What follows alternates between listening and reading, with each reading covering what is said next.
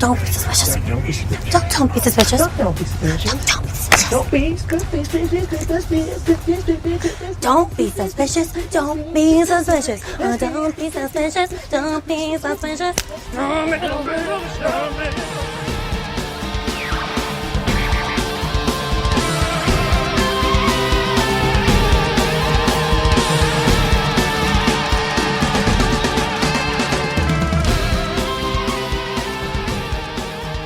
Hey, fun fans. It's another edition of We Enjoy. Thanks for coming back. We're going to be talking about Child's Play Tokyo Drift this week and all the things that go along with that. It's a weird film that was kind of rushed and it jumps 8 years ahead, and yet somehow the 90s don't have the internet. We are the Mattitude Eric. I am Matt Fowler. Say hello, Eric Goldman. Hello. I'm a little bit tired, but that's okay. I'm a little bit rock and roll, so it works out. Because we'll do this podcast, and then I'm gonna try to get my third win because I'll try to watch Falcon Winter Soldier at midnight in a few hours. So, well, you had a big day out. I did. I had my my first journey to a theme park since February 2020. I was officially vaccinated, which is to say 2 weeks past my second shot yesterday. So I started to do some things I hadn't done, and went to a movie last night. What was it like out there? Was it like Night of the Comet, or was it just like the real world? But was it like Thanos' world? Was it just like half the people? I don't know, but was there trash everywhere? But the Flag Smashers liked that world, so I'm conflicted. Was it a world without borders? Was it a world where political strife ceased to exist? Was I a Carly, or was I Scott Lang's Neighbors? I don't know. I'm a little disappointed in the fact that once everyone came back, like old national hatred and rivalries also came back, like with them. Well, I mean, I think it is true. Everyone says this, but it's true that it's like recent history, like recent events has taught us to like accept the worst about humanity in movies, whether it be, oh, now I can believe that people would be that dumb in like a horror movie or any situation, or now I can believe that people could be like that, like, just instantly on a dime, hateful or whatnot. So. No, I know. It's true. We're just delve very briefly into Falcon and Winter Soldier right now. I'm assuming the majority of our listeners knew what we were talking about when we mentioned Carly and the Flag Smashers, but in case you didn't, good band. That wasn't even super spoilers, so it's just part of the show. I will say, Eric, that one full genre of movie that has possibly been ruined for me forever because of the Trump era and just recent awfulness is the conspiracy thriller of like something like, just take like John Grisham's The Pelican Brief, where it's like everyone's killing people to protect this information because if this gets out, so many people are going to go to jail. And now at this point, I'm like, right. If this gets out, nothing's going to happen. Like, there's no reason to kill anyone. There'll be some upset tweets for a day, and then there'll be no consequences. Exactly. Like all those old like 80s and 90s, even starting in the 70s, I think. But like those political thrillers where they're just trying to like contain like information that could ruin someone's political career or something like that. Right. Yeah. I don't know even you can't make that now. Like you can go back and watch old ones and just scoff at them. But like, I long for a time when that could ruin a big oil company, Eric, or something headed up by Fred Dalton Thompson. When a recording of Oswald Cobblepot for saying negative things to take him down. When he says that he played the citizens of Gotham like a stinking harp from hell, and they were like, boo, they instantly turned on him. Right. Now they would just be like, he loves us. Right. We don't believe you, fake news. Yeah. So. All right. You can find us on Twitter at the Matt Fowler and the Eric Goldman. The podcast is at We Enjoy Podcast. You can find us on Patreon, where for $2 a month, you can get an ad-free version of this podcast at patreon.com/We Enjoy Podcast. And we've got some news to run through this week, and then we'll get into the third Chuck movie, aka Don't Fuck with the Chuck. Yes. Which, skipping ahead to the main event here, that was his first line right out of the gate. So, I mean, aside from screaming when he was brought back to life and he's just like, ah, but like, was that in the trailer? Yes, like a Matt, Red Band trailer. Yeah. It is part of my mobster story. I don't believe I'm a part of this mobster story. I'm 90% sure you were part of it. Anyway, I'm going to save it till we get to Child's Play 3, but maybe I'll lead with it because it is a lead-in story anyway. And that's my main event right there. I'll tell you that. I also have in my notes, don't fuck with the Chuck, parentheses, first line. Because, of course, I remember the line, but I did not remember it was the first thing he said in the film. I thought you were going to say parentheses, Richard Grieco, Costas Mandylor. Yeah. So and Mobsters. That was I thinking. Wasn't Anthony Quinn in that too? Yes, because the first trailer only, we've talked about this on this podcast, or when we did the Saw movies probably on We Enjoy Wrestling, which is that the first trailer only said the four hunks, including Costas Mandylor, which was weird because no one had heard of him yet. But then there was a second trailer that tried to class up the joint and mention the oldie actors that the young teen girls they were aiming at anyway wouldn't know or care about. And that one, they want to get the adults in the audience. And that one included Anthony Quinn, but it had some other actors. Was Ephraim Abraham in it and some other people, I believe. And Zorba the Greek. I feel like we talk about Costas Mandylor being called out by name in the Mobsters trailer at the same time as we talk about Balthazar Getty being called out in the Young Guns 2 trailer. Yeah. Say like no one knew who either of them were, or if you did, they certainly weren't like famous enough to get like billing with the rest of them. So with the rest who were like legit, like, you know, teen magazine heartthrobs already, and you know, all on like a hit show or a hit movie. So there's like this other person. Like, what are they doing in here? When Mobsters hit, was Grieco at his apex, or was he sort of Griecoing out by then? I mean, I think. It would be like maybe the latter part, you know, because Booker was over by then. Yeah, you know? But I think he'd still have that Booker heat, you know, the Booker heat. People still pop for the book, right? Booker ended just the year before, so yeah, he was hot off Booker. I don't know if you could be hot off of an early cancellation. Booker only lasted one season, so I don't think you can be that. But he was hot off playing Booker, who he was white hot after being fired unceremoniously because his show crashed into a dead end. Okay, in this news, got some Spider-Man news this week in that Sony actually made a few deals, some of which are Spider-Man related. Spider-Man titles will join Disney's library. They're all Spider-Man related. It's just a little confusing. They are. I know. This is all over the place. By the way, props to Sony for actually being a studio that doesn't have its own streaming service at this point. So they're just able to make their own giant deals. They're the prettiest girl at the ball because all the other companies that did do streaming services and just want to have as much high-profile stuff as they can to be enticing are like, oh, there's one major studio that has a huge library of notable catalog titles that isn't competing with us in this world, which means we can lease. So I guess that's a word. We can license their movies. And so for Sony, that's being very beneficial to them because it's like, oh, you want our movies? We're going to make big deals with everyone. Okay, so Sony has a big library of films. I think Hulu's got it right now, and they give it up in June. And then a few weeks ago, Sony made a deal with Netflix, a multi-year contract to give Netflix first run rights to Sony films after they hit theaters. And then the new Disney deal would put those movies on Disney Plus after their run on Netflix. So we don't know how long they run on Netflix, and we also don't know how long Disney gets the films after they leave Netflix. Yeah. So there's just a lot we don't know about any of this. It's all very strange. And it's also, it's like, it's all, there's so much that's confusing. It's confusing to me. So I understand when I'm trying to, explain to some people on Twitter who are confused. I'm like, I'm confused. You're confused. We're all confused. And, I can't remember who, but because a big Twitter conversation about this, and someone is like, well, it's basically, first of all, the terms pay one window and pay two window, very sexy terms.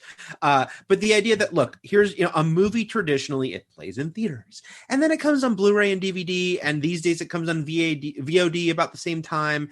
And then what does it do next? Well, in the past, it would go to HBO, say, or, one of the premium movie channels. Yeah. But then eventually it ends up on your TBSs or your FX, right? Yeah. It's almost like playing after AEW Dynamite, where they're like, stay tuned next for Jack Reacher, Never Look Back. Yeah. Right. But now it's like, basically, and I wish I could remember who used this analogy because it's a good one, but it's like in this analogy, Netflix is HBO and Disney Plus is TBS. As far as like getting that next getting it window. First and second, yeah, exactly. Yeah. So but it also is important that people, because I saw some people misunderstanding, and I get why, that when they heard this deal, the Netflix deal, they go, oh, so they're getting all of Sony's movies like at the same time, like HBO Max. It's like no, just the same as it's always been, 6 to 9 months later, like after Blu-ray, after DVD, after VOD, then it'll go to a streaming service. Well, it'll go to Netflix, but it will not be simultaneous. And then after Netflix, it'll go to Disney Plus. Yeah. And the big headline used for all this was like, finally, all the Spider-Man will be on Disney Plus at the same time. Like that was sort of like. But then it's like ... eventually. And eventually sure at some point, we don't know when. Because then I heard, I saw some, it's like maybe they'll have the Tobey Maguire and Andrew Garfield movies later this year, because in both deals, Netflix and Disney, it also included the new deal that included new releases. So movies coming out next year, they will go to Netflix as their first streaming service, and then Disney Plus after now, because this other deal. But both deals also include, quote unquote, some catalog titles, and we don't know which and when and what are the restrictions on that. So there's some talk that they might have the Spider-Man movies later this year, like Maguire and Garfield's Spider-Man movies later this year. Well, you would think so, because of No Way Home coming out, and they would want all of those characters, and they wouldn't want people to go elsewhere to watch Maguire and Garfield at that point. Right, but then I'm just to add to all the confusion, No Way Home opens this year. Yeah, so I know, at the end of this part of either of the new deal. But like, I'm just saying they want it following as quickly as possible. Yeah. I mean, again, look, Disney Plus at the end of the day wants those Spider-Man titles on Disney Plus, because they, again, for the same reason that Disney wanted to make the deal for Spider-Man to be in the MCU, which is he's their flagship character. It's weird not to have him there on Disney Plus. You can't watch the Spider-Man movies, and you can't watch Spider-Man. Some of the animated stuff like Spectacular Spider-Man, because Sony made it. So it's like these weird gaps. And the fact that when you're watching the MCU movies, I've had people even say to me, why can't I watch the Spider-Man movies? Because a lot of people don't follow this shit. And I get, why would they? They just want to go see their MCU movies. Or even MCU specific. They're like, why can't I watch Hulk? Right. Incredible Hulk, which of course would take a deal with Universal as a whole other thing. But this, it is one step closer to having, all of the MCU on Disney Plus, and also just the fact that you can watch all those other Spider-Man movies, because obviously there's a lot of nostalgia for the Tobey Maguire movies, not so much the Andrew Garfield movies, although I think most people think of him as a guy who got Timothy Dalton, good actor with the wrong movies at the wrong time. It again, Sony being the studio that doesn't have their own streamer just makes this an interesting possibility. And the fact that it's not double dealing, because it's not like they did anything illegal. It's just that they are definitely taking advantage of a very different marketplace these days. I think Sony just needs to have their own streaming service and call it TriStar Extreme or something that's really Crackle confusing. Crackle Plus, Matt. Crackle Plus, or Columbia exclamation point, but upside down exclamation point. Right. Or just a big one like Cleghorn. Remember when Cleghorn had her show and she had an exclamation point after it? Right. Yeah. Oh yeah. Who could forget Cleghorn? Cleghorn. I remember the billboards for Cleghorn. They were very alarming. I don't remember the show, but I remember the billboard. I never watched the show. Yeah. You see the billboard. You don't need to watch the show. You have the TV guide. You don't need to watch the TV. Yeah. I am constantly amazed at this point. I don't know if I've talked to you a lot about it on this particular podcast. I feel like it's something I rambled about maybe on We Enjoy Wrestling, but just like you and I are of a certain age in the lower rungs of Gen X, and upper millennials also kind of fall into this, where it's like we grew up in a certain era of movies where there wasn't as much cinema, AKA content. So we love the same 30 movies. Right. Like there just wasn't that many movies in the 80s, and there wasn't as much competition for what we would be watching in the first place. Right. So we were all well versed on almost all of the geek content that we grew up with. And so someone our age or thereabouts, if we learn that they've only seen Lost Boys like once back on VHS and haven't revisited it since, like a certain friend of ours on Twitter. Yeah. I get because I just was doing a little Lost Boys quote at the end there, and I reminded me of the horror I just saw on Twitter, which it's not like, like how dare you, but it's just surprising. It was surprising. It's surprising because has only seen Lost Boys once. Like I said, there are only 30 movies to watch ever. That's not true. But like, let's say that there were 60 movies in all of the 80s that you had to know. That's not a lot. Like, and now there's just hundreds of movies a year, and you haven't heard of most of them. And there's just so many different ways of being a fan that maybe perhaps Zoomers in about 30 years won't share the camaraderie that we shared as our generation, because there just wasn't as much. No. I mean, it's something I joke about. We all joke about, but it's so true. It's like when I hear about TV shows that people are upset that got canceled that I've never heard of, and just like there's so much content out there. Again, the C word, but it just, you can't keep up with it all. And there's very little. That's why we talk about like a unicorn, like a Game of Thrones these days, or even like a Mandalorian or WandaVision that a lot of people are watching, even if it's not nearly as many probably as watching those other old days, because it's so rare that it's like, oh, you've seen that too, right? Just because we can't assume that about much these days. Speaking of a show that had a fair amount of fans and ran for a long time and pissed people off with its finale, How I Met Your Mother is officially getting a sequel series called How I Met Your Father, and it will star Hilary Duff, and it's going to go to Hulu. And I never watched How I Met Your Mother. I know the characters mostly. I guess I know Neil Patrick Harris as Barney the most, and I know the Robin Sparkle shtick and stuff like that. And I kind of know how it ended and why it made people mad, but it's all very vague in my mind because I stayed away from it. And so I didn't experience the highs nor the lows of that show. So how is this news being met? Are people want more of this? Are people just happy for Hilary Duff? Like, what's the vibe out there? I guess it's one of those things where, a lot of people hated the ending, so they're very like indifferent, if not like, I'll never watch it about a follow-up. But I also wonder if I never know how much there's that Twitter amplification. You get I don't know, I just feel like we don't get the casuals on Twitter as much. So it's a lot harder to, like, for this show to exist means that How Much Your Mother probably does very well on Hulu, right? Where you can watch it. And because people should keep in mind How Much Your Mother is owned by Disney now, because it was 20th Century Fox TV. So it's one of those strange, like, you wouldn't think about it as a Disney property, but it is. Tremendously successful show that ran for 9 years, and yes, the ending pissed a lot of people off, but I feel like it must still have a audience for them to even order this, and they know the metrics and numbers they'll never reveal. So it's it has to get over that hurdle, but I wonder if that hurdle is as big as they think. I've said this before, Matt. I think you would really love the great 5-year sitcom How I Met Your Mother. There's just the problem is there's like 4 more years after that. Sounds like The Office. Yeah. It's just that it sounds like most shows. Yeah, most shows, except it had this bigger hurdle because unlike most sitcoms, especially, it had an actual and it had a question it needed to answer. It had an overarching narrative that made it special as a sitcom, but also was going to be the problem when CBS is like more. From what I understand about the ending, from the elements that I understand about the story, casually. I've come to the conclusion, and I've heard this said, is that it was someone overthought it, and that a simpler explanation would have sufficed. If not, it may have been a little flat, but it certainly would have been better than what they concocted.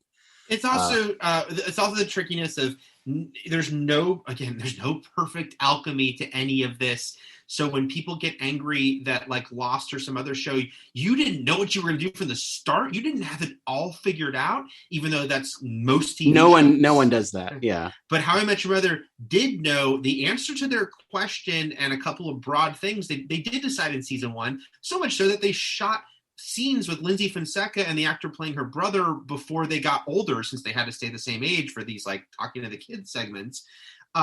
The problem is that the show went so much longer than anyone could have conceived, and that the later seasons made that ending they chose 9 years earlier now not feel right. In a way, I think it would have felt right 5 years in. But when you kept going and they had to come up with new stories for 4 years, some of which would change the characters and their dynamics in a way that made that original ending not feel right. So it's like it's again, you're damned if you don't. They did plan their ending from the beginning and they stuck to it, but then it pissed people off. And a lot of people are like, you should have changed your ending that you thought about 9 years before. So. It's all great if it turns out great. Isn't that what we say? Like, yes. It's the people who complain about like rushed and chaotic productions when it's bad if it's bad, but sometimes it works out well. Like right. And again, I really think that ending could have sold way better if the show had been a 5-year show, but we'll never know. And then the other thing that I thought was interesting about this was just knowing that Hilary Duff had tried very hard, like, publicly talked about how she tried to move Lizzie McGuire to Hulu, the new version, after there was some pushback from Disney that they didn't like that it was going to be in a more adult show. They didn't like Lizzie drinking alcohol and having the sex. So she's like, let's move it to Hulu. And that didn't happen. But then she ended up starring in a new Hulu show produced by Disney. So it felt like this was like a strange... Where I'm assuming she will drink and have sex. Yes. They just didn't want her name... Well, to be fair... They didn't want it because it was a character that was a Disney... I know, but her name's not Lizzie on the show. It's Sophie. Yes. Sophie McGuire. Yeah. It's his sister Sophie. McGuire. So there you go. All right.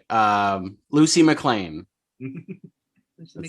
What if they did do a Lucy McLean spinoff, but it's not the one we want with Mary Elizabeth Winstead. It's just like a How I Met Your Mother type show. And she's like, oh yeah, my dad, he's a cop. It's Lucy with an exclamation point. That's what it is. So some casting news for the Disney Plus MCU Secret Invasion show this week also, where Olivia Colman and Emilia Clarke. Anything official, or are they still reportedly in final talks, negotiations, et cetera, et cetera? Yeah, except that, look, zero's official because that's not how Marvel plays this game. I know, but like, except Alfred Molina and Russell Crowe both decided to go off script and just see who they're playing and what's going on. Yeah, and side news, Russell Crowe said he is playing Zeus in the next Thor movie. So yeah. And other side news, Alfred Molina is like, yeah, I'm in the next Spider-Man movie and I'm coming back as Dr. Octopus and they're de-aging me, and all this stuff. But no, we don't, nothing official, but again, final negotiations means unless something goes terribly wrong, it's happening. When when you're dealing with Olivia Colman, it could, expect the unexpected with Olivia Colman. They always say she is the favorite. Yeah, I think a really cool. Talk about a Queen's Gambit. Both the casting here was very well received. Two great actors who bring kind of a lot of their history to this, and it just also Secret Invasion is a funny thing because I don't know about you, Matt, but Secret Invasion was one of those things that a lot of fans were like, oh, what's going to be the next big arc for Marvel? Like they've done the Infinity Gauntlet and mm-hmm. so people are like, oh, they could do Secret Invasion, and they thought that would be like a multi-movie, multi-year thing. So when they were like, it's a TV show, it kind of was a funny thing that was like, oh, I guess it's just a TV show. I also guess also the fact that coming out of Captain Marvel, where they did a twist on the Skrulls and made them refugees and good and not the evil invaders that Secret Invasion requires, the show is going to have to be retweaked anyway. Compared to the comics. Conceptually, and which they do all the time. I mean, they all the time take the name of famous arc, even the Winter Soldier, and then change a lot of things that happen in it. This is very cool casting, and I also think we don't know anything about who they're playing, and there's a million people they could be playing, but it's like, wow, what a just cool weighty cast at this point with Ben Mendelsohn and Samuel L. Jackson are now these two. There's another actor I'm forgetting about from One Night in Miami, I forget his name, which I seen that movie. I only know of Kingsley Ben-Adir, who was supposedly playing the villain in it. Yes, him. So it's like, this is a great cast, and so it just, first of all, it just kind of shows Marvel can get anyone at this point. It's like something you want to do. I'm talking for Olivia Colman, obviously, respected actors doing so many things, and it's like, okay, I don't think she won an Oscar, but she got nominated. We just talked about Helen Mirren last week in F9, doing actual car stunts. So yeah. And then Emilia Clarke, it is funny that it's she had sort of bad luck with her franchise plays before with Terminator and Star Wars. But this is almost a can't lose proposition because it's Marvel. And then also there's the whole thing that, as I was saying, Secret Invasion might not be as big as we thought it would be because it's like a TV show. But at the same time, we also expect a lot of interconnectedness, and I expect a lot of characters, that we don't know yet, that we already know will be in this show. I am going to say a spoiler for Falcon and Winter Soldier episode 5, but it's one of those things where it's a few days later and it was kind of out there and they were talking about it openly. Julie Louis-Dreyfus, her character, I heavily expect to be in the show, mostly because that character is heavily tied to Nick Fury in the comics, and it seems strange if they don't ever use that, again, in a different way. Then also, do we expect not just Julia Louis-Dreyfus, but do we expect Teyonah Parris, given the end of WandaVision? Yeah, they're very, very, very likely. Yeah, there's all these sort of things. I keep thinking that a lot of the characters that are connected to the government will pop up in both Armor Wars and the government. Boo! I don't like. By the way, you were correct. Olivia Colman won an Oscar for The Favorite. Oh, yes? She won. I said nominated. I couldn't remember she won it though. Yeah, so she won. No, that you were wondering. So I'm saying. Oh, okay. So I was just saying yes, she did. Okay, cool.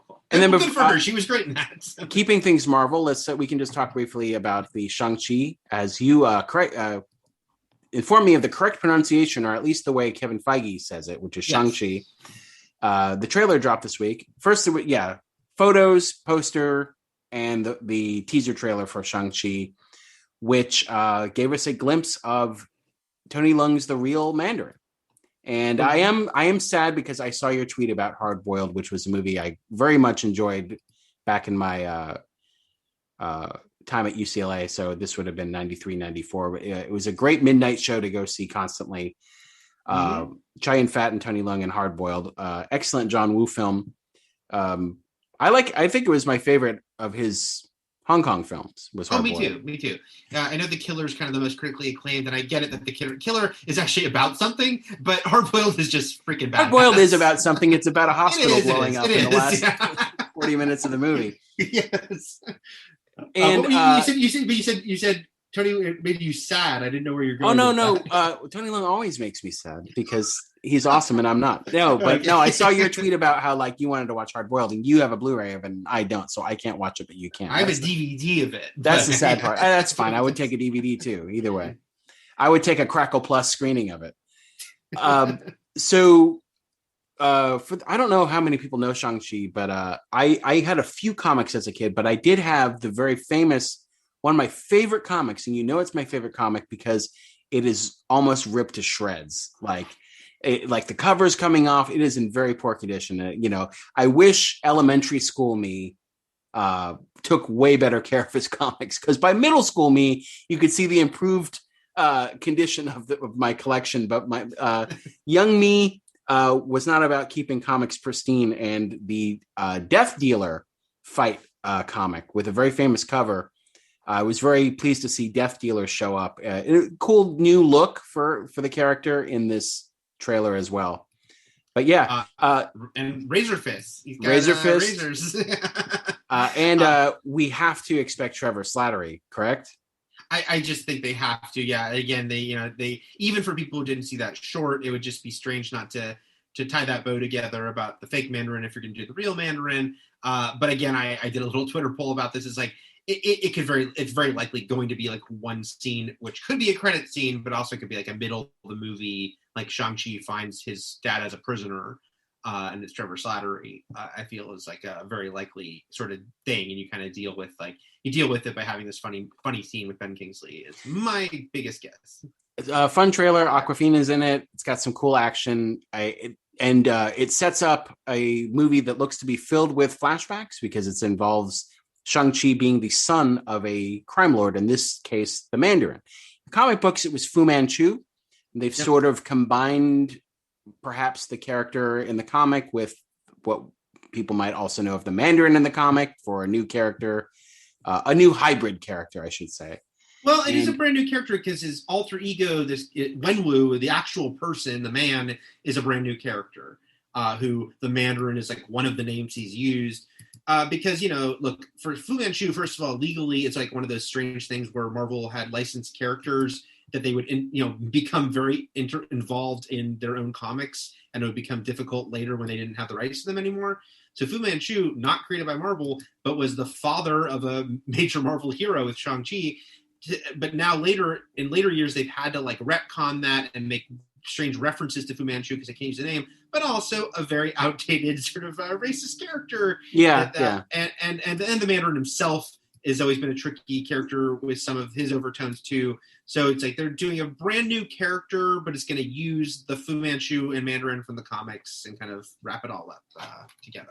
I expect lots of kicks and lots of rings. We finally are paying off, 13 years later, Eric? 10 rings? that everyone was so sure was going to lead to the Mandarin, like back in 2009. Oh, and they were playing with that. I was rewatching when I did my MCU rewatch. I was like, oh yeah, the guy who's like the leader of the Ten Rings, or at least the leader of the sect that captures Tony Stark, has a very big ring he's playing with all the time. Yeah. So it's like they were, they're definitely, and I think actually Mandarin was at one point going to be in that movie. But yeah, the fact that they didn't know what they were doing the whole time. They didn't know exactly what they were doing. They didn't have it all planned out. They didn't know Phase 4 in mind. I'll tell you who doesn't know what they're doing the whole time. Me. Right. But no, it looks really cool to me. And I just, one thing I hope people are okay with the fact that it's gonna, it looks intrinsically smaller scale than a lot of the recent Marvel movies, because it's about a guy who's quote unquote just a martial artist. So he's not, he doesn't have superpowers. He can't fly. He's not super strong. He's just badass. And also it's like, it's the first, I was realizing, it's like, wow, this really feels like the first very self-contained movie. I realized the Ten Rings and stuff are also connected to the MCU, but the story it's telling is still very self-contained since Doctor Strange, really. Because even Captain Marvel had Nick Fury so prominent that it's like, it still was like, oh, we have like a major character who's here by her side for a lot of this movie. And Ant-Man had Falcon too, so. Ant-Man was, and that's true, and also, but I'm just saying Ant-Man came out a year before Doctor Strange, so it just feels like Doctor Strange was the last time we've had such a... I'm just mentioning people who are in other people's movies. Right. And again, this is the MCU, so besides Trevor Slattery, Ant-Man could show up. Ant-Man lives in San Francisco too, Matt. They could run into each other. I just think that people are excited at this point to see a kung fu fighter who's with actual good kung fu choreography after 2 seasons of Iron Fist being a solid, Schmedium B- as far as, for a character that's supposed to be the best, arguably the best fighter in the MCU, Danny Rand. There was such a huge letdown that everyone's like, now we actually get to see some cool shit happening. Some cool shit indeed.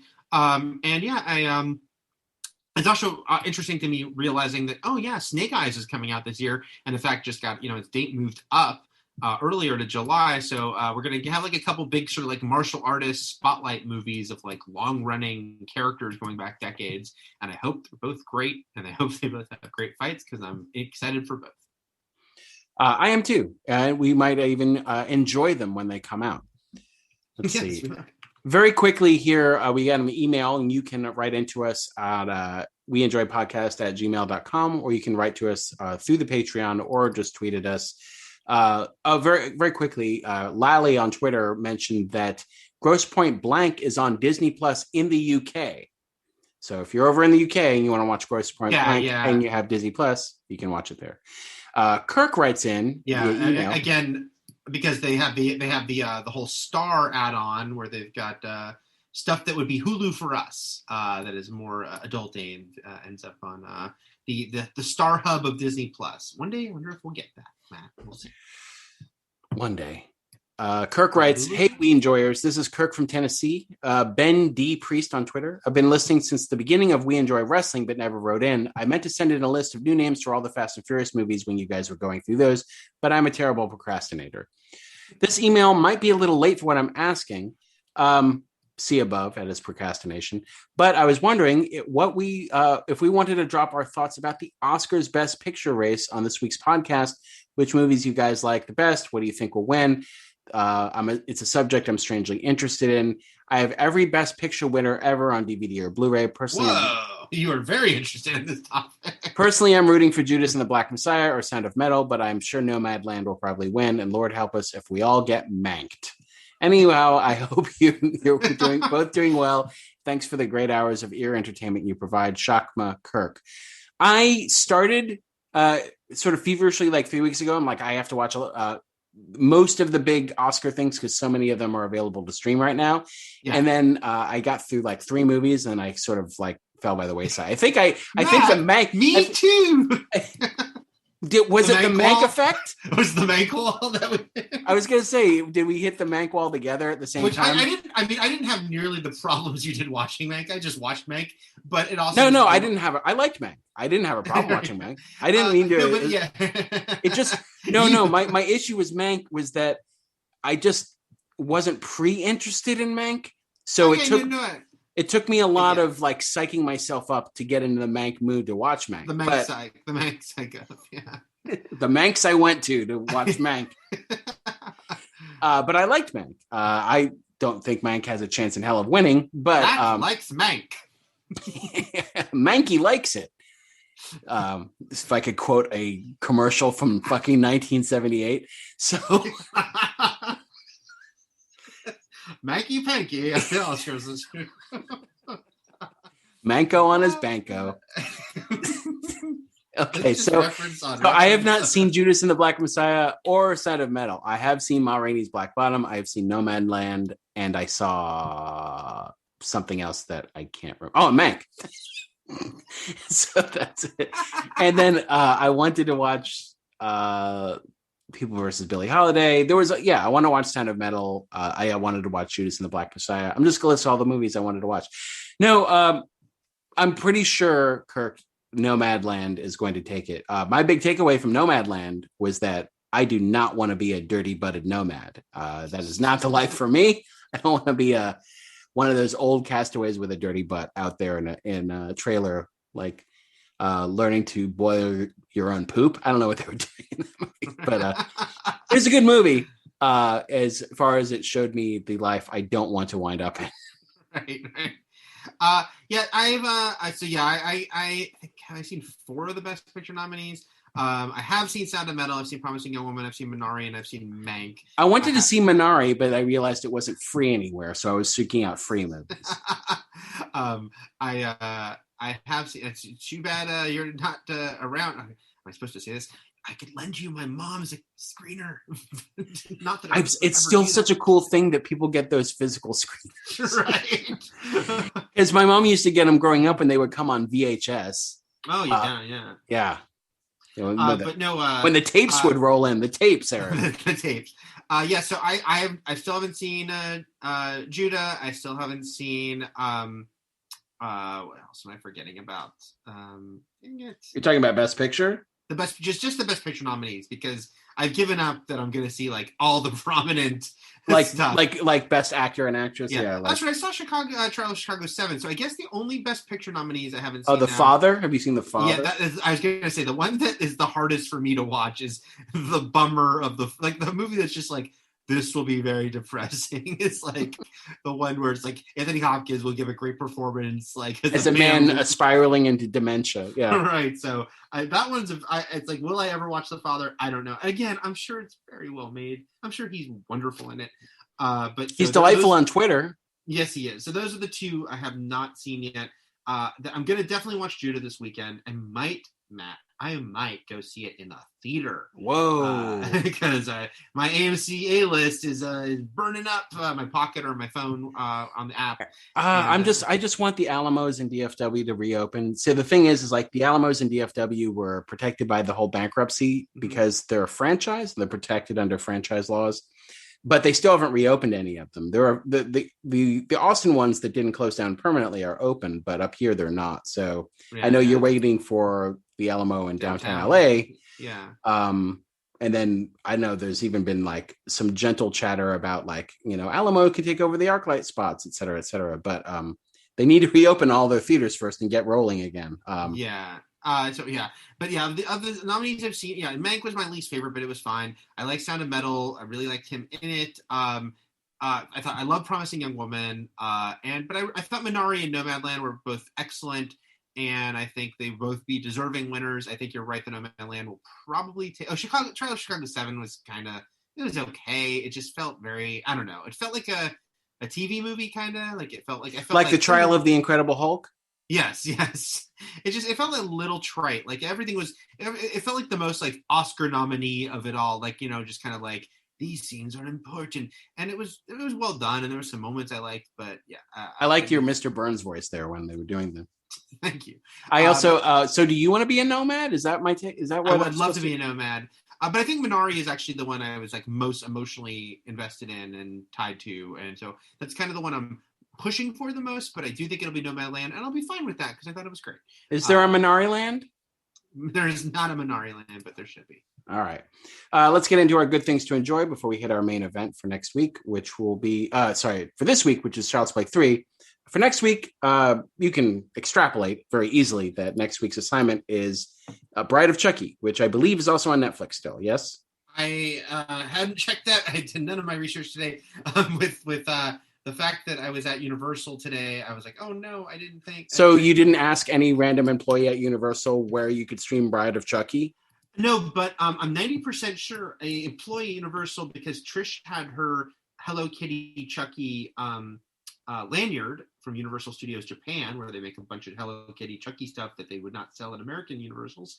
And they told us, I just watched Bride of Chucky again on Netflix. And yes, I'm confirming with my eyes that Bride of Chucky is on Netflix. All right. See, there's your research. All right. There you go. Do you have a good thing to enjoy? I just thought of one, but I need to look up a couple things about it. So you go first. All right. My good thing to enjoy this week is a Western, sort of a art house revisionist Western from 2007 called The Assassination of Jesse James by the Coward Robert Ford.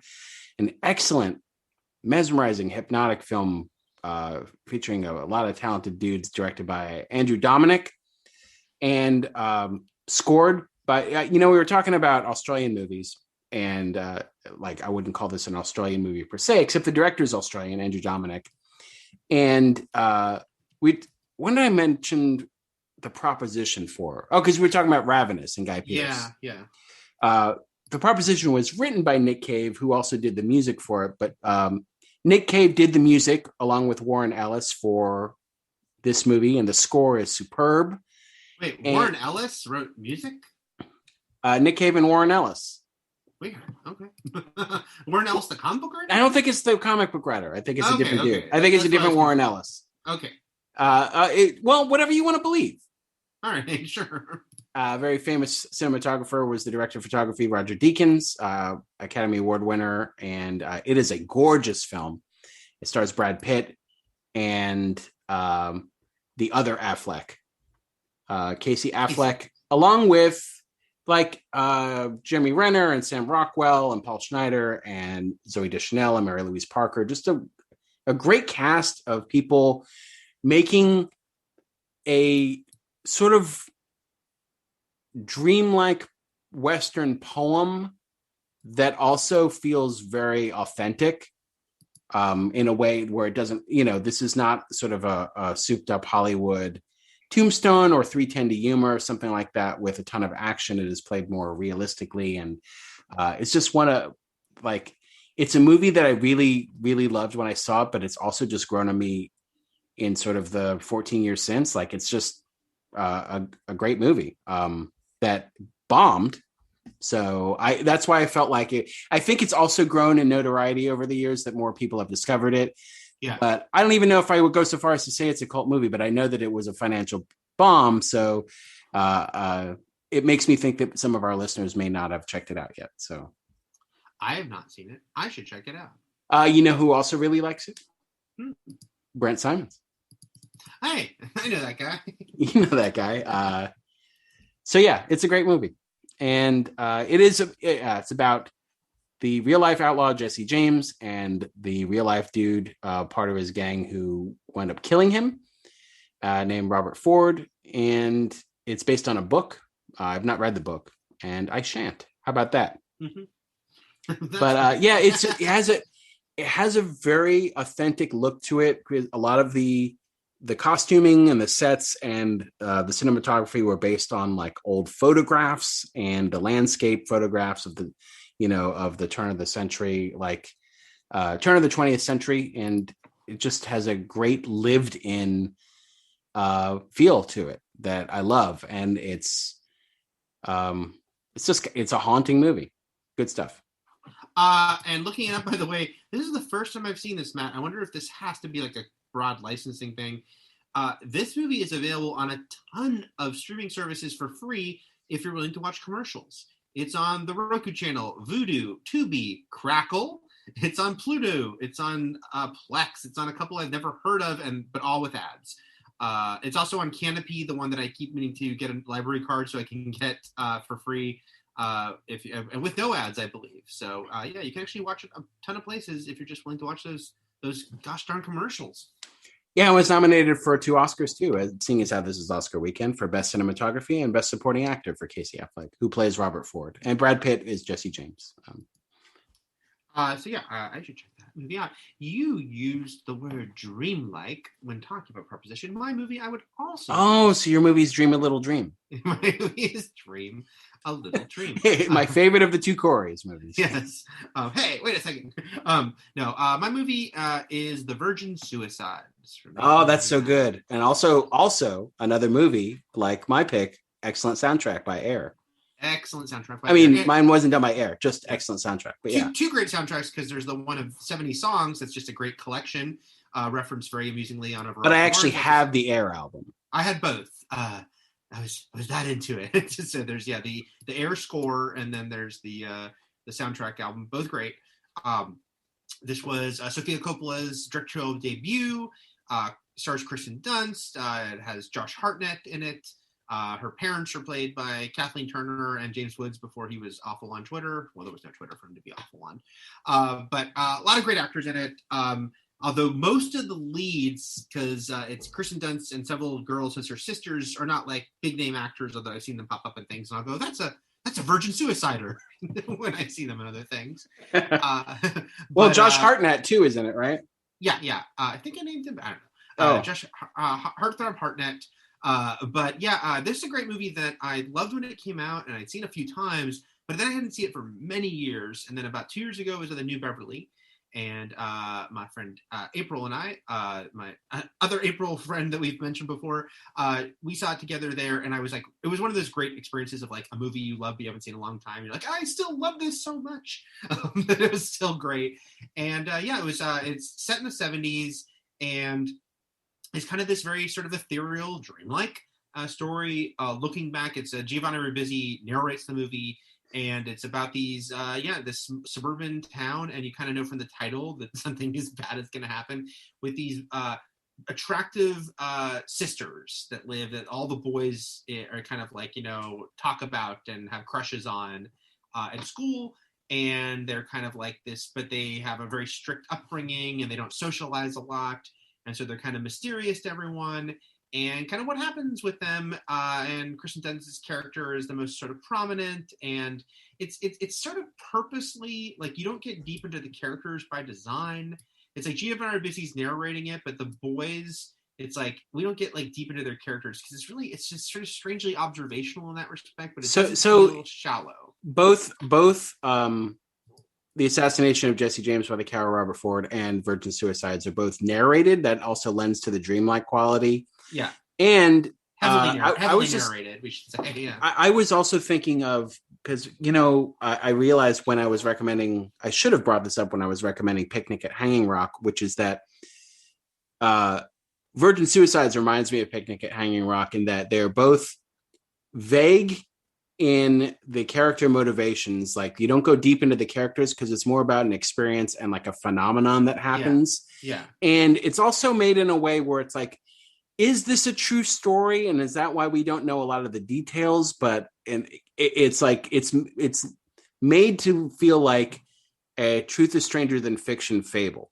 Yes. Which is to say, it makes you think that if you could go Google this story, but you can't, but it makes it seem like you could. Yeah. Right. So, but that was the case with Picnic at Hanging Rock too, is that it was also, like the Virgin Suicides too, a book that was written in that way, where it's like, this isn't a biography or anything. This is not real. It is just meant to showcase a tragedy, a mysterious tragedy that happens amongst a setting that maybe you should look beneath the surface of, like in this case, suburbia, where sort of the underlying unhappiness and untreated malaise and regret that goes on with that. So like Picnic at Hanging Rock is very similar in the sense that it's like, look beneath this Australian outback setting and what it means.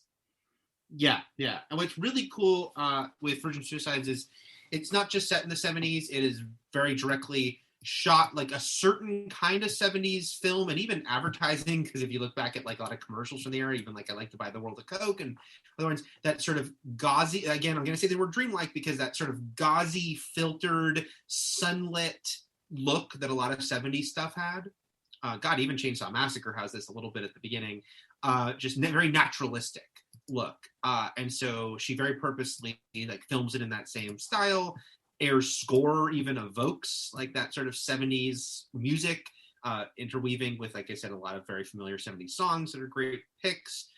So yeah, it feels like otherworldly, you know, from another time, otherworldly in a really cool way. And when I watched it again, I was so happy that I was like, oh yeah, I can see why this movie clicked in with me so much, because it still did the same. So highly recommend it.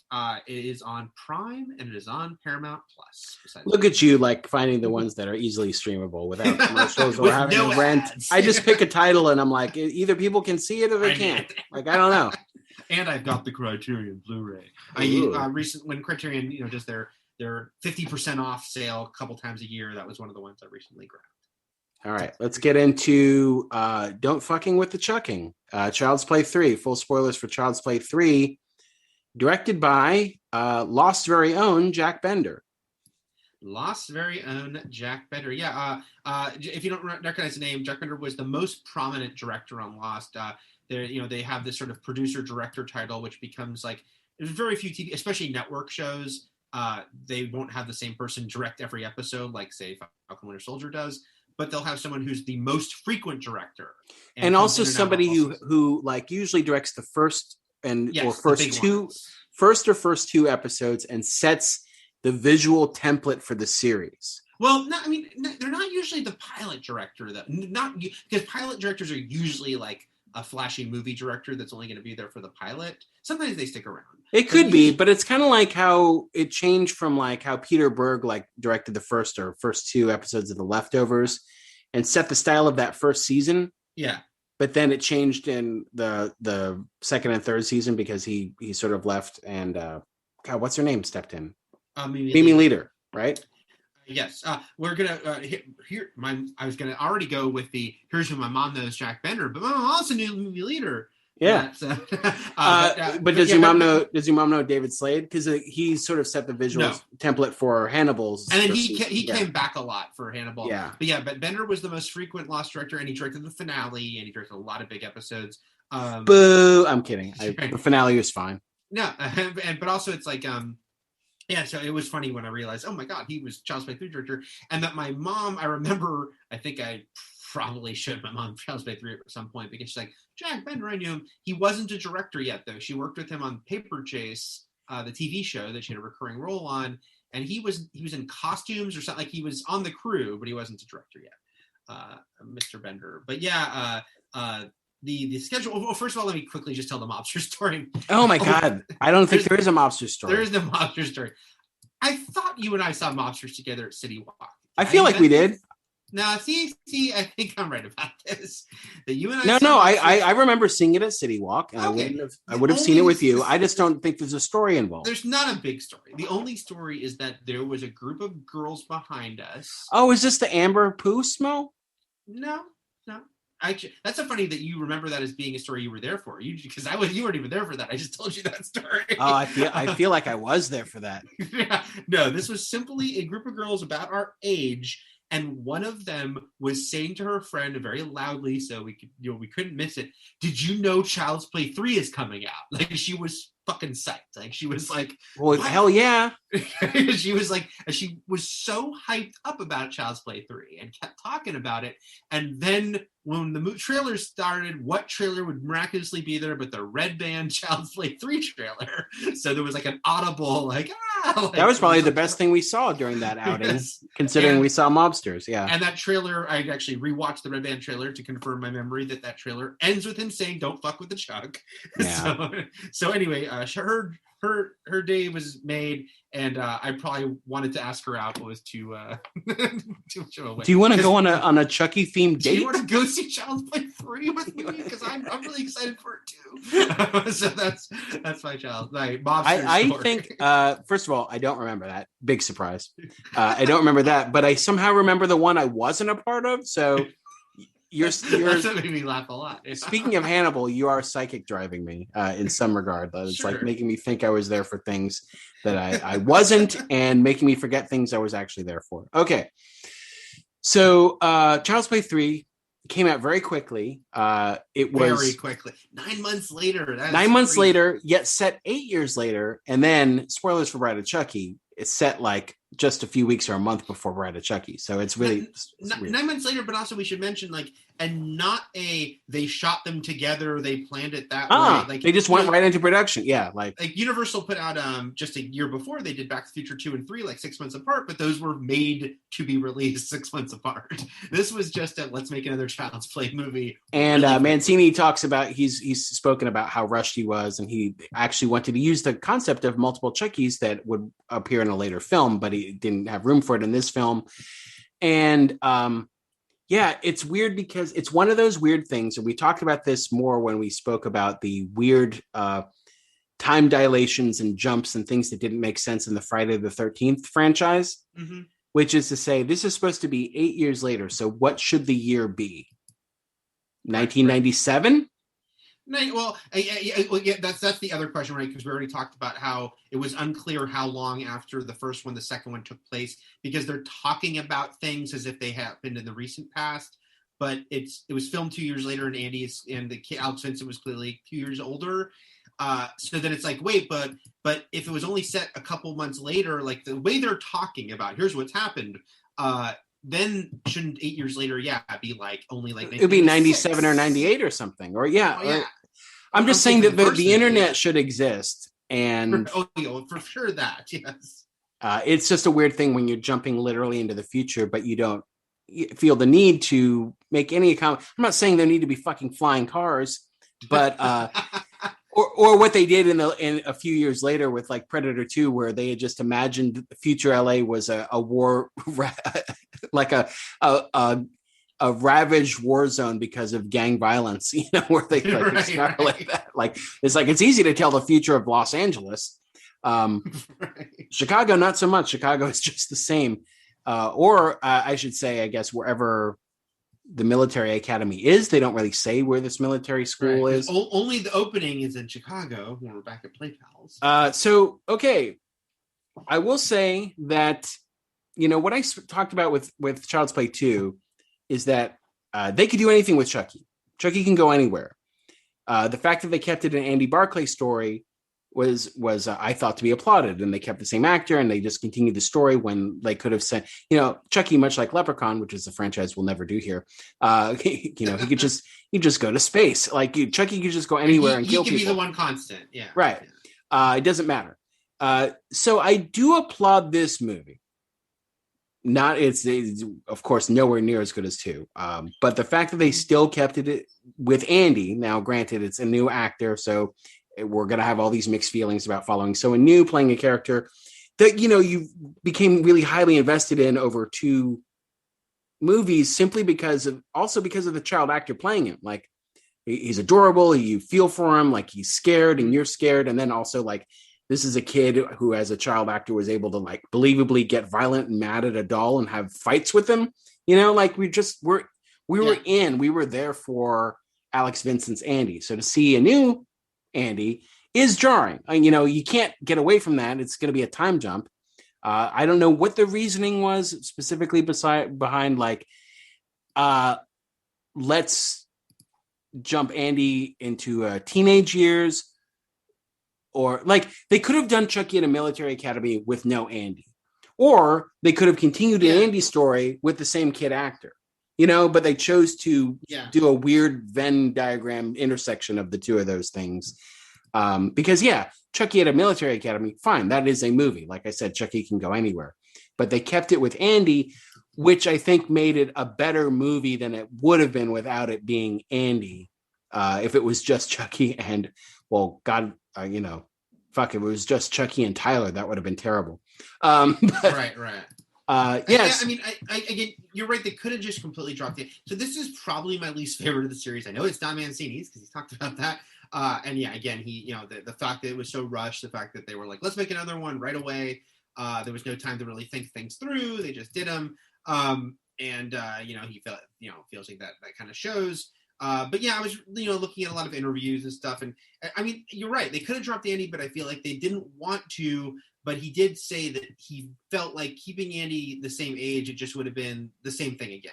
And so not only is Andy age makes him different, but then this whole thing happens where Chucky is now going after Tyler, who's not the main character. So Andy can now be a little more proactive and kind of not just on the defense. All right, we're going to talk about try to be a protector. We're going to be Tyler. I'm going to talk a little bit about Tyler, and I don't want to make any slights at the kid actor who is playing him. He's not terrific, but also the writing for Tyler was weird. And when you couple that with my lack of understanding about how any military academy works, it's just a strange, awkward central victim character for the movie. Because first of all, do military academies just accept people from foster care systems? Like, doesn't someone have to pay for it? Are military academies? How did Andy end up at this? But I mean, like, are military academies free? This looks expensive. Like, I don't understand. Right. Like, you could just get there. Like, I know he had some trouble with these foster families. Like, he's supposed to be kind of a delinquent, but it doesn't really come. Yeah, it's weird because there are people who clearly do want to be there, and then people who are miserable there. And then once, like, Perry Reeves' character wants to get kicked out of there, so she was kind of put there. She's kind of like the Ted Theodore Logan, who like got sent there by her dad or something, right. And wants to like leave. And but he just winds up there free of charge. I would take it over apparently the shitty foster care systems he's been in. So I feel like he lucked out, aside from there being a weird bully, which there is in every movie. So we'll get into all that. I'm very confused about how old Tyler is. This is the big thing, by the way, Mancini has said he really doesn't like, is that the actor cast as Tyler is way too old for how the character is meant to be written and portrayed. But then I'm also like, how young are kids at military academy? That does raise another question about how young they would be. But the fact that Tyler is like, gets up when he sees the Good Guys Return commercial and gets up and he's wow. Yeah, wow. And then the fact that he has no sense of, like Andy as a kid, as a 6-year-old, has no danger sense about a talking doll. Not just a talking doll, but a doll that's being really violent and aggressive.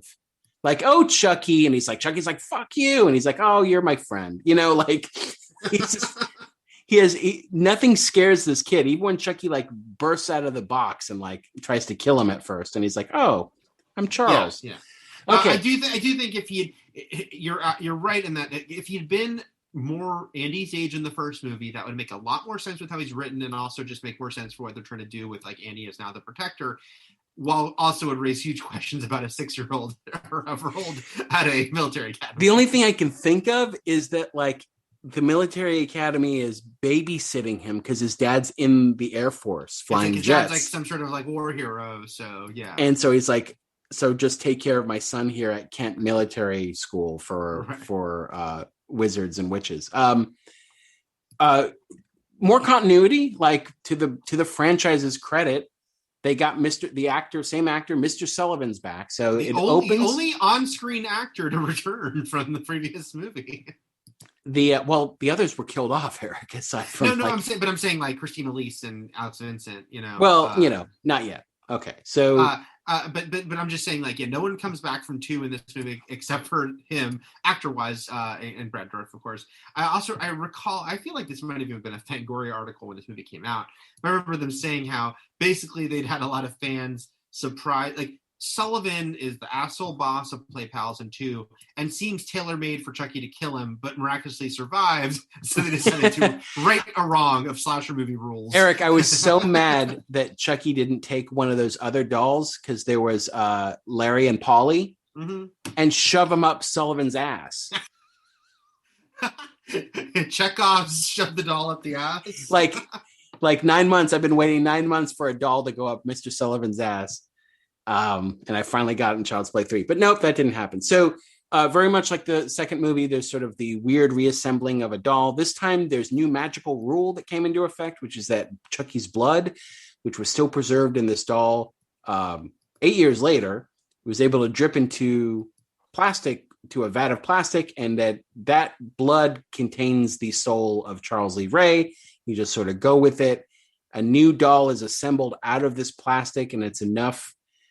That's where I understand why he wanted multiple Chuckies, because of the blood. It was in my notes that I'm like, wow, it's amazing. It just makes one Chucky, but then it turns out it was supposed to make multiple Chuckies. Yeah, so the blood goes in. It just makes the one Chucky, not multiple. But I also want to say I really like the opening credits. Not as cool as 2, but I really liked that they took the idea of we're going to show Chucky being rebuilt again, but we'll do it in a much more trippy way. There was cool blood effects like swirling in with the plastic. Yeah, the blood in the plastic, and while yes, it's obvious that they're just doing reverse footage, it's great. Like, the blood and the plastic flowing together, flowing in, remaking him. I thought was a cool way to to repeat yourself, but in a way that feels completely different by having it be another Chucky rebuilding sequence. I'll say this. 9 years later, everyone's like, nobody cares about Andy Barclay. We're gonna reboot the doll because we're a greedy business, whatever. Mr. Sullivan's office, for such a stick in the mud, for such like a mean, grumpy boss who makes his employees work on their anniversary. He has a lot of toys just laying around. Like he's got, he's just got a lot of his own company's product, I assume, just all over his office in a way that you would think like that's Josh Baskin's office from Big or something like that. Like, unless he has kids or grandkids coming over, it's like, you feel like Josh Baskin's going like choo choo. Like, that's somebody who loves toys. Like he loves his toy helicopter, and he's got a train, and like I think he does have grandkids because there was that picture when he's being murdered. Sure, okay. There you go. But yeah, he just had a lot of toys out. Like he likes to play with his little golf club putt. He does that around. He's just got a jar of marbles. So it's just like he's like, this is the office of a man-child, not like a stuffy CEO. And I was laughing because I was thinking, like, what if he lived in like Pee-wee's house from Pee-wee's Big Adventure, where he's got like the fire pole.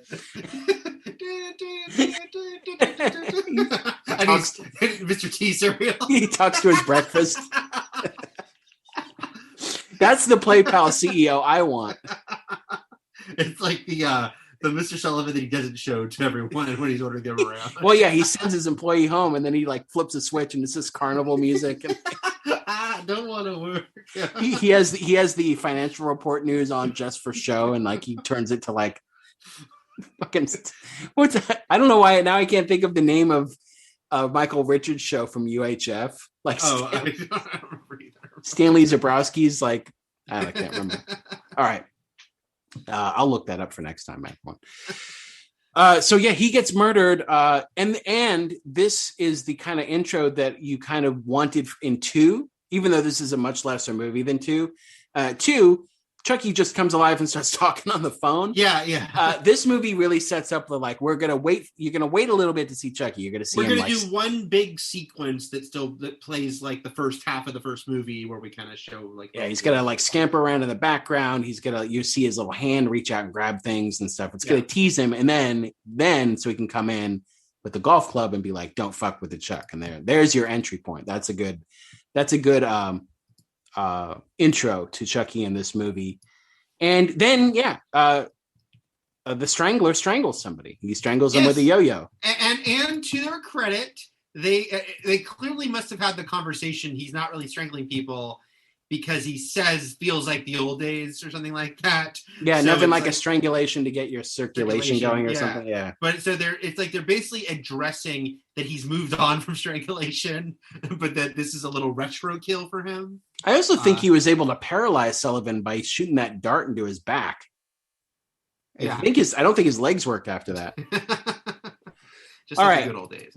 So then good thing for Chucky, good thing for Charles Lee Ray, that computers didn't evolve like they did in the 90s, because he was able to very quickly find Andy on a computer he was very familiar with. And I won't even get into how he mailed himself to somebody. Right. No idea how that happened. My no prize, Marvel used to have a thing called no prize where you come up with explanations for what were continuity errors or just errors, is that he like left a fake note from Sullivan to the assistant being like, mail this doll, wrap it up. No, he could have completely, if he hides the body and the guy comes back. Sure. Yeah. Okay. So I already mentioned I don't know how military academies work. As my oldest child is about to enlist, I still have no idea how the Army works. So I feel like Andy just gets a free pass into this place because he was bad at being a foster kid, or his parents were bad at being foster parents. It's a bit of a bummer that now 8 years later, his mom's still under special care. Right. You know, the Child's Play 2 sets it up where it's like, yeah, I'll get back to my mom eventually. She just needs to go away for a little bit. But now it's been almost a decade and his mom is still, I don't know at some point, doesn't she just like Sarah Connor it and be like, there are no Terminators? Sure. Yeah. You're right, doctor. There are no killer dolls. Please let me out so I can see my son. But also, of course, a question they don't answer, and by the way, the end of this movie, jumping ahead, will also not answer, is like, there was a second massacre that Andy was present for, and there was once again another survivor with Kyle. So what was their story like when it was like, your foster parents were killed, all these people at the factory were killed? Like, what was the story they told? Did they say it was Chucky? And if who got blamed for those murders? Who would they blame for those murders? Yeah, I don't know. Maybe Kyle did, and that's yet to be discovered in the franchise. Right? Who knows? All right. Okay. So at this military school. Oh, by the way, it also made me laugh. It seemed like a studio note thing is that when he looks up Andy's information on the computer, I just thought it was very funny to me that it said present age 16. It's like when it would just say age, but it was just like, that's for the audience. Like, we got to make sure they understand this is how old he is. Well, it's from the old movie trick of like when later when De Silva and her, I don't know, the other female, the friend, are like looking for Andy's file. And it's still an era when files would have newspaper clippings in them. Right. Like, why would you cut that out of a newspaper and put it in someone's file? You can't type that up? That's weird. Okay. Then he gets his hair cut by Fank from Hellraiser. AKA the not Zodiac killer from Dirty Harry. I can't remember what they called him. Scorpio. Yeah. He's the other person, I believe, after this movie, guys. I don't think my mom knew anyone in this series, but my mom also knew Andrew Robinson in some capacity. I did take my mom to this movie because I remember my mom. We all become our parents, guys, and so my entire life has been my mom whispering to me, or not even, but she's loud. I know. Yeah, I was going to say, when has Carol Goldman ever whispered in her life? And I'd be being, shh, tell me after, Mom. But now I get to pass it on to you guys 30 years later that she said, I know him in the opening credits of Child's Play 3 and then seeing Andrew Robinson. I have to say, this is like creepy military barber who loves shaving heads, and he's got his catchphrase down. Yeah. That comes back to bite him in the ass at the end of his life. But I don't understand his system. He's not shaving everyone's head. No, like Andy in particular gets like a cool he just gets a regular haircut. It looks good. Like, it's not even a military haircut. He's just got like a cool JCPenney catalog regular spring sale haircut. And someone else, like later on when Fank from Hellraiser is going through the cafeteria, he sees someone with like a really shaved head. He's like, nice. I'm like, didn't you do that? Like, yeah, but he's just admiring his own work, I just don't know what his criteria is for short hair, because some of these people have like really short hair, and some of them's got a shag going. So I don't know what's going on, except that he's supposed to be a little perverted, kind of like uncomfortably like obsessed with touching people's head and grabbing their hair. Yeah. Which means he's gonna die. It's fine. So then we get into, because Tyler is also there to get his haircut. I don't know, his hair looked fine, but he got his hair cut shorter. And like you said, he saw that Good Guy commercial where they're rebringing back the Good Guy dolls. And it's the same animation, the same type of style commercial. It's supposed to be years later, but it looks the same. Hearing a little bit of the song I want them to release the full version of. Yes. And it's still a miserable, sad doll for lonely, sad kids. Like, sure. It's still like, Andy and Tyler are the target audience for this. So this is when I'm like, why is there a toddler in a military school? Like, I don't understand. Being played by a 12-year-old. Yeah, really strange. And then, then we meet the rest of the people. We've got Whitehurst, who's sort of the, I guess he's supposed to look like, what's the name of the actor who played Paul on The Wonder Years?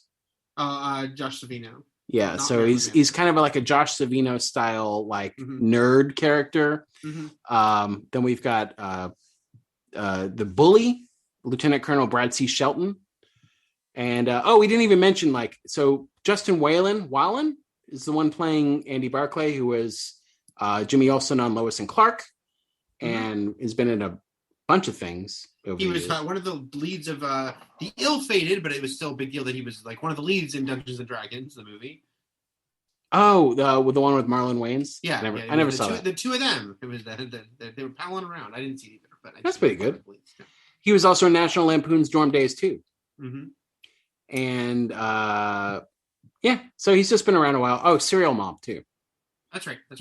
So he's Andy Barclay. Then we've got I don't know who as Harold Aubrey Whitehurst, his roommate, Dean Jacobson. I don't know if they. Yeah, I don't think he did a lot of things. But then we've got Perry Reeves, who's done a shit ton of things as De Silva. Yep. So much so that I just recently saw her in one of the worst movies I've seen in a long, long while, because it's just a terrible movie that was made cheaply and went. I think it actually got theatrical release because of the pandemic. Anyway, Cosmic Sin, starring with Bruce Willis and Frank Grillo, which is a bottom barrel sci-fi cheapo. But if you want to see Perry Reeves become like a weird hostile alien zombie at the end, you can. And she's done a lot of TV. Oh, so much. Yeah. But and then Travis Fiennes, Shelton, is he's had a very fascinating career. Because he acted, he was in Girl Interrupted and some other stuff, but then he became a writer and director, and he wrote and directed a movie called Any Day Now that is a drama starring Alan Cumming and Garrett Dillahunt as a gay couple trying to adopt a boy. And so, Travis Fiennes, he's... I love me some Garrett Dillahunt. Yeah. So there you go. All right. When was that? 2012. Okay. Yeah. All right, Travis Fiennes. As the dickweed. Okay. And so we get the cast of characters. We get the Commodore, crusty old Commodore guy. We get is the other casting decision that Mancini didn't like, although he was not he was more the Why didn't you like him? Only because he wanted a real Arlie Emery hard ass, and this guy didn't really convey that. Oh no, he did not. But there was a lot of Full Metal Jacket dialogue recycled into some of the military shit. Right. And I guess I'm jumping ahead here, but his death is very funny to me, just because of no matter what. But Mancini, the idea was, this is like the hard ass who then will have a heart attack and die when he sees Chucky. That it's like that all his bluster will disappear. Yeah, I guess that would have worked better. This still was funny. It's still funny. It's still a funny idea. It would have been funny if he also shit himself and he farted. Well, that's what you say for every scene of every movie. Yeah, every scene, every movie. Let's see. Okay, so he mails himself. Chucky mails himself to Andy, but Tyler gets a hold of it, finds out it's a good guy doll because he's such a sad and despondent lost urchin who is ignored by his jet-flying father. He goes to a storeroom and opens it, and Chucky figures out in that moment that he's a new Chucky, and so he needs to possess Tyler.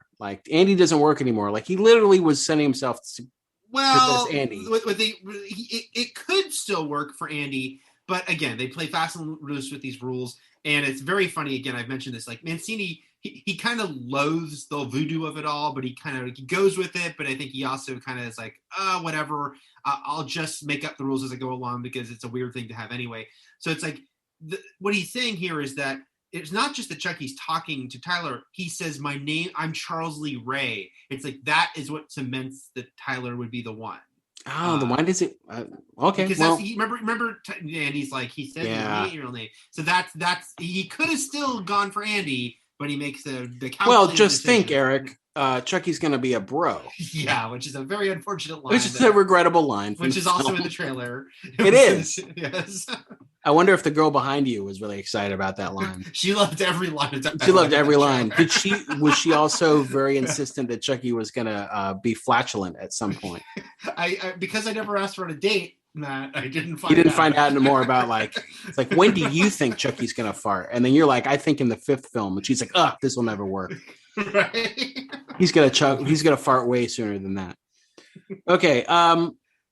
Yeah, I mean, beat by beat here, it's kind of a rudimentary Chucky stuff, which is that like every time, so a couple times, and this happened in previous films too, like he's about to kill someone or kill Andy or fight Andy or put his soul into someone else, and an adult walks in the room, and he's either taken by the bully or he's taken by the Commodore who wasn't R. Lee Ermey.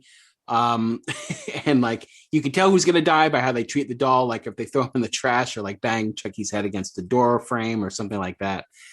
And I'm trying to think. So there's the moment when he's trying to play hide the soul with Tyler. He gets interrupted. The Commodore throws him away. Great moment that I remember when I was doing my Chucky rewatch Right. from the fall when he's being dumped into the garbage truck and it just goes shit and he falls in. It's so weird because I'd forgotten it. Like I remember you tweeted that and I'd forgotten that part. I think also because it feels very different. You know, it's in the middle of this military academy stuff, and then we're suddenly in this like trash truck thing that could take place anywhere. So I forgot that even happened. It is very funny. Well, also, it happens right there because when the screams of the garbage man. No. I know it does take place there. I don't think of it because I think of the military academy. I'm like, oh yeah, there's this part when he's taken out to the garbage truck. I forget that's a part of it. Oh man. And then it's also a pretty cruel murder because he fakes the guy into thinking he's in trouble. Like the guy's like, I'm gonna save this person, and then he gets killed for it. Yeah, I don't know. I was trying to piece together why he killed him outside of just ruthlessness because. He didn't need him to get out. Like he could have gotten out on his own. Or did he just need him to come in the back to make sure he didn't hit the crunch button? Like Chucky's back there. He's like, I don't want him to compact me. I have to do something to make him stop pulling that lever. So I'm going to pretend like I'm a kid in distress. The bonus of this is I also get to kill him. Right. Because he doesn't need to do it. So anyway, fairly soon, there's a face-to-face between Andy and Chucky. And this is the unfortunate, as you said, Chucky's going to be a bro line, but also the very confusing Andy packs a Playboy to go to military school in his suitcase. Because there's no internet in this 1998, he needs his masturbation materials. I know, but I'm just saying, like, you know where you're going. And your bags will probably be checked, or your stuff will be, Yeah, it's like, where are you going to hide that in a place where your room is inspected constantly? It's like, who was in that issue? Was Kyle in there? Like, what's so special about this? Look, it's a great issue. It's just his mom gave him that, and it was not Playboy. It was Playpen.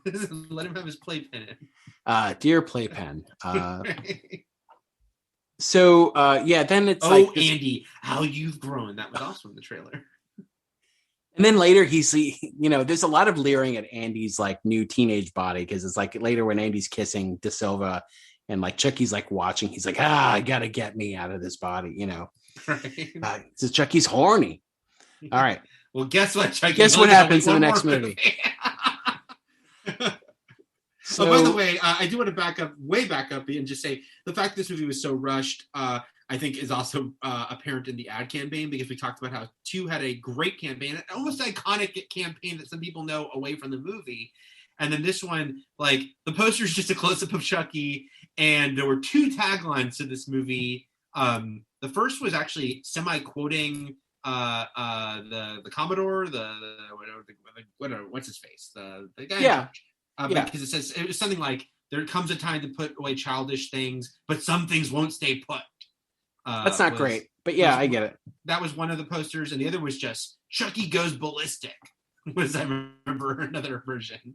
But yeah, it's like, man, they didn't even have time to come up with a good campaign, like the poster was pretty mediocre, and yeah, if they just spent an hour thinking up more taglines, they could have landed on it. I'm pretty sure.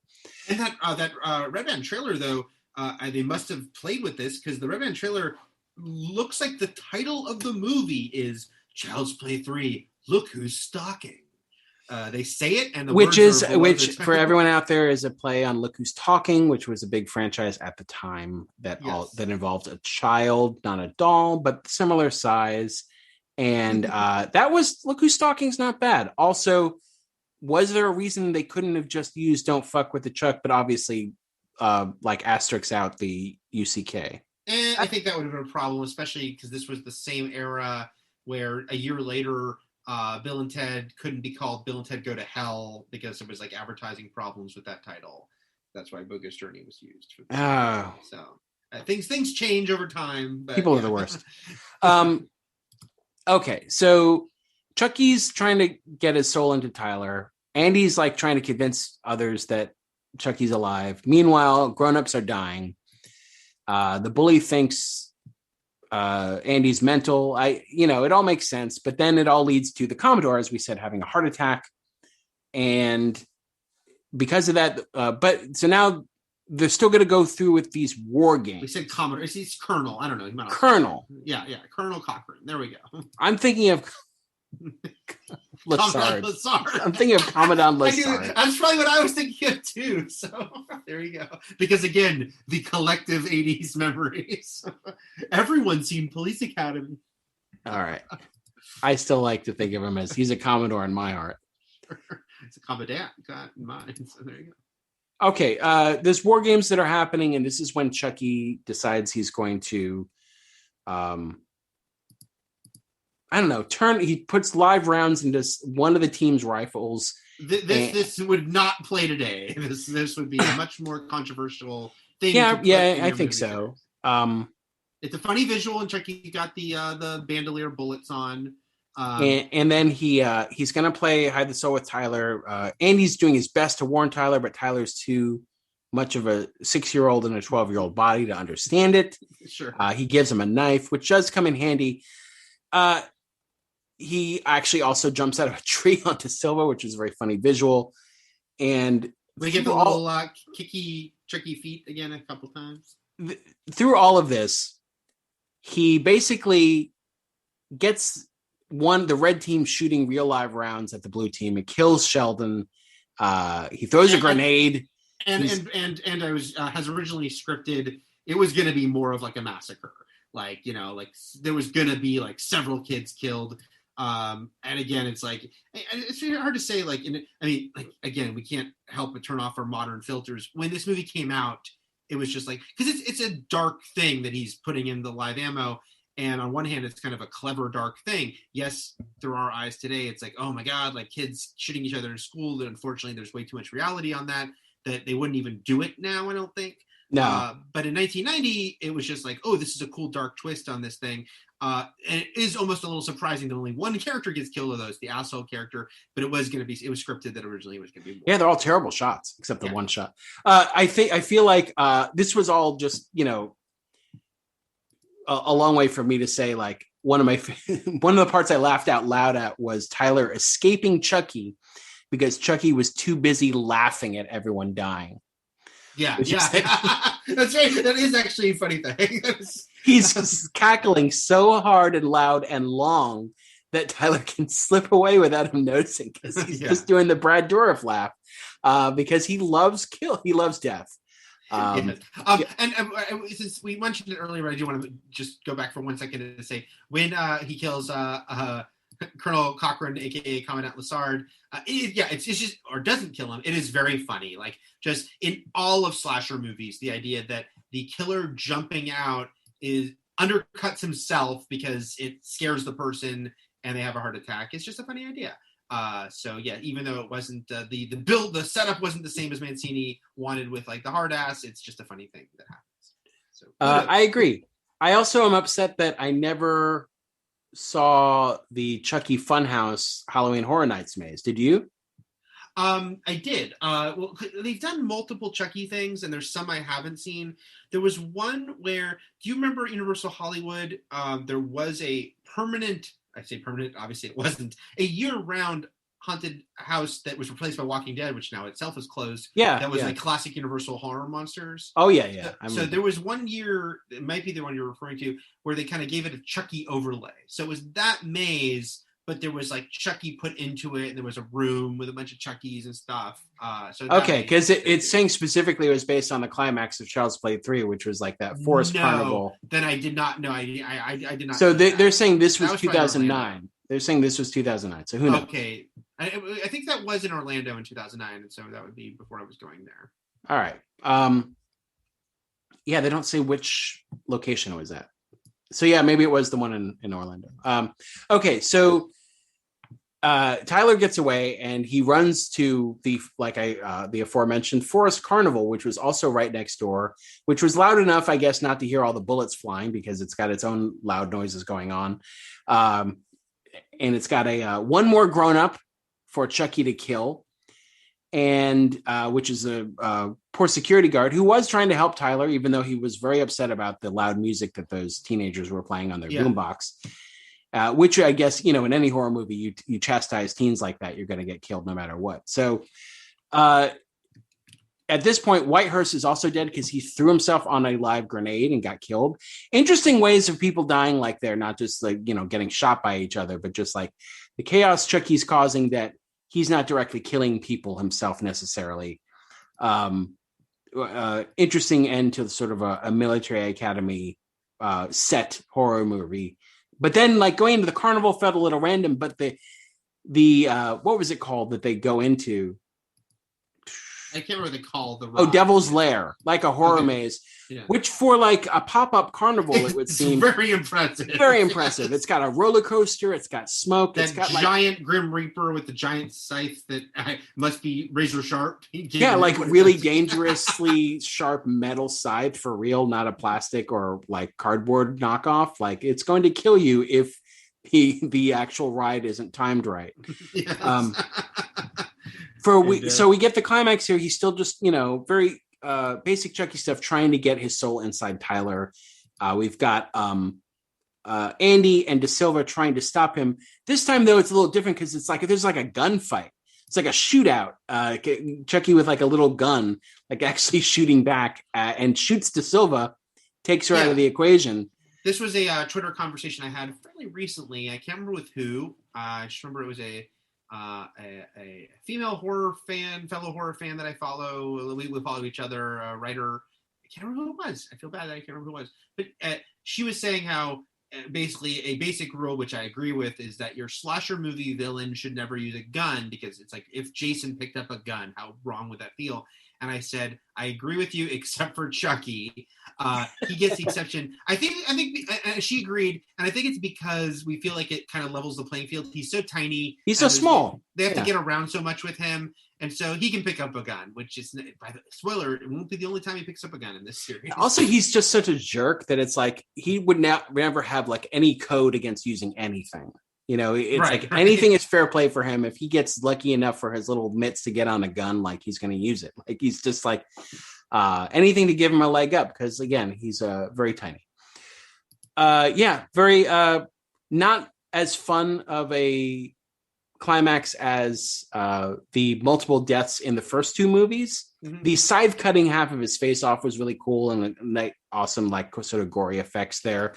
Getting shot, his arm blasting off was fun, falling in the fan. It all worked. It just wasn't like the escalation that the first two movies had. Like there was sort of an incline going up, sort of like to top the previous film with the deaths, and this didn't do that. It was perfectly serviceable. It was, I love the half face look. I have a figure of it. A couple figures of half face Chucky. It's another one of like I think all these movies are giving you these cool like when he gets injured looks, whether it be burnt or knife hand or now half face, or pizza face as the toy itself says. Learning this movie was very rushed. Makes sense because it feels like a first draft. I know it might not literally be the first draft, but it feels like a movie early on that they might have fixed things as it went on because it's like it's still like it's an impressive climax for a slasher movie, like big carnival ride thing and a lot going on, and so it's still like more than a lot of these movies would give you sort of both in scale and just like what's going on, but it's all kind of just messy, and again it's coming off 2, which was very well made, and and just, kind of very well put together for a slasher sequel. This one does kind of feel a little bit sort of all over the place. You know who needed to take another pass on the script? Mank. Yes, get Mank in there. Get me Mank. Right. Don't bank with the Mank. Although Mancini, Mancini could be Mank. It could be a Mank. It's the new Mank. You made that great joke that I said on Twitter, made me laugh randomly this week about how Mancini and Tom Holland are not Spider-Man. Tom Holland are the Mank and Wells of horror because they made a great movie together. They don't like each other, but yeah, it is Mank. Yeah, they made Citizen Chuck. Right. All right. Man, so they do not like each other. I was watching an interview with Mancini talking about 2 and 3, and he mentioned it turns out like Tommy, the doll that Chucky kills and buries in 2, is named after Tom Holland.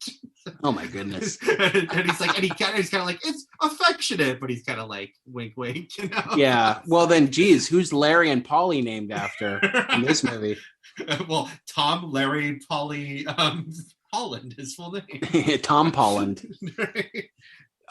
So Andy saves the day, and he does have to answer to the police because of all the deaths. So we'll see. But he assures De Silva, "Don't worry, I've been here before." So it's just like, much like David Banner walking away at the end of every episode of Incredible Hulk, Andy is walking away from another Chucky massacre where he's going to have to lie his ass off somehow. We don't know how he does it.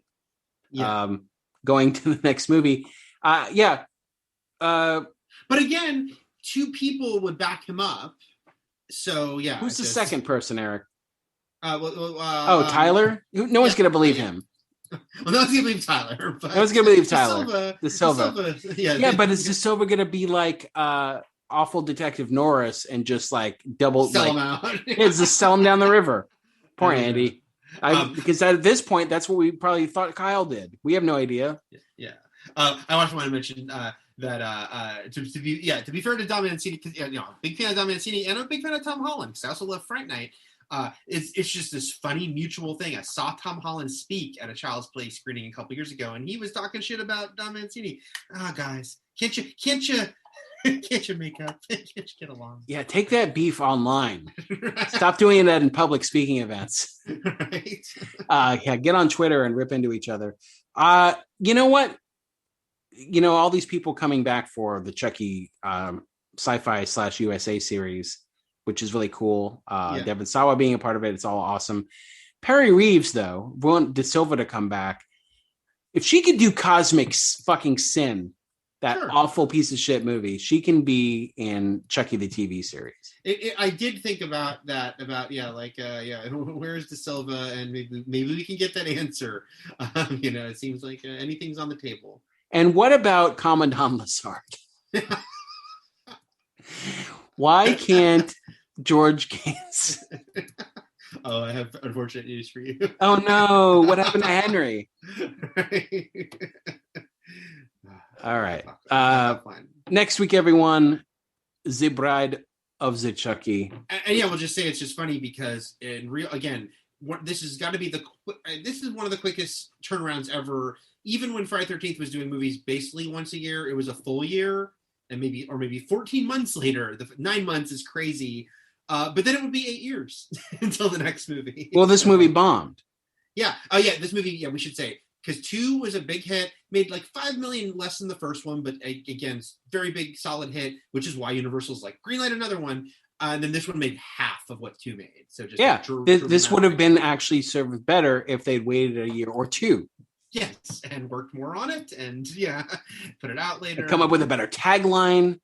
Don't fool with the ghoul. Right. You will have a heart attack like one of the people in this movie. I don't know. I'm just spitballing here. Let's see. All right. I have the novelizations. Do I have 3? I know I have the novelization of 2 somewhere still. I'll have to read them again at some point. I was so weird about like just loving movies as a kid that I would like buy the soundtrack and the novelization to like almost every movie I saw. Remember when Steve Milan did a book report on your novelization of Friday the 13th Part 2? I mean, I remember when he faked doing a book report because he hadn't actually read the book and just grabbed the book from me because he hadn't prepped anything. Yeah, I know, but like, this is how it went. This is how it went. Very quickly, by the way, nobody's lasted to the end of this podcast. If you have, and there's a 90% chance we told this story on We Enjoy Wrestling. We did Friday 13th Part 2. No, there's a couple things very quickly before everything is possible. One is Eric and I did book reports on separate Stephen King novels, yours under the pseudonym Richard Bachman, because you did Running Man and I did It. Mm-hmm. We did middle school book reports on them, and after that it was decreed that no more horror books were allowed to...